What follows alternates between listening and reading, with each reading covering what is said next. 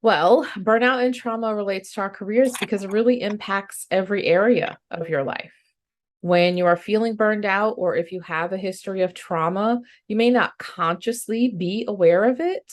But what we know from years and years of trauma research is that our bodies, our nervous systems will hold on to trauma. And that exhibits itself in all kinds of ways. So, for example, if there was a little child who had been bitten by a dog, they're going to have a fear of dogs probably for the rest of their lives, right?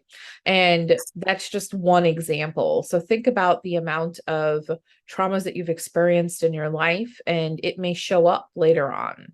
And what ends up happening is trauma compounds upon itself. So the more traumatic experiences that you have lived through, the likelier it is that your nervous system is just constantly in a state of panic, in a state of fight, flight, or freeze. And so you're already spending the majority of your day in fight, flight, or freeze. And now you're trying to work a full-time job on top of it. And you probably come home and you're just literally exhausted. You have just nothing else. You come home and you just may plant yourself face first into bed. It's because your body is done.